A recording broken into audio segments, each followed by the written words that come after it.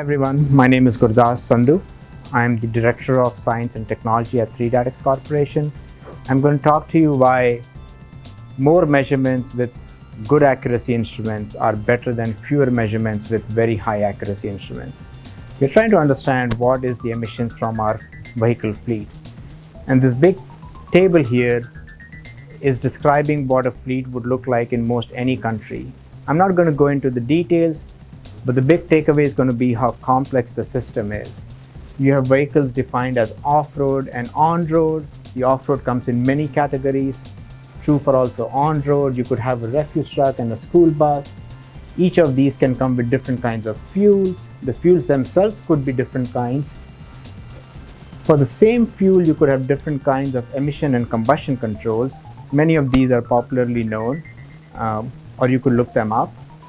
For the same fuel, vehicle type, combustion control, you could have different age groups for the vehicle. They could be aged by time or by distance. A vehicle which is 7 years old could have 50,000 kilometers or 500,000 kilometers. They could be driving in different meteorological and geological conditions of temperature, humidity, and altitude. When they're driving, they could be seeing different power distribution, different levels of acceleration, braking. They could be on an off ramp or an on ramp in terms of grade. They could be then substituted by aftermarket parts when the original equipment parts have worn out. All of these come from different manufacturers that have tuned their vehicles according to their needs and their marketing.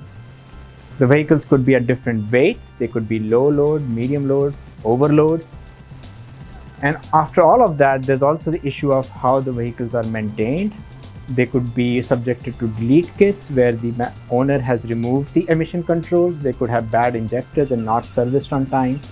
So now if you step back and you look at this problem and you find the permutation of all of these variables, you're talking of thousands of combinations. A good emissions measurement program is going to try and get some emissions data from all the various combinations. So we're talking of thousands of vehicle types that have to be measured based on their driving conditions. The only way you can do that is that if you have an equipment which is light, low cost, so you can buy them in larger quantity, easy to install and maintain. And this is where 3DATX comes in. Our parsing platform, known as a mini PEMS, is a fraction of the weight and cost of the larger PEMS, which means that you can deploy them in more locations and do more measurements.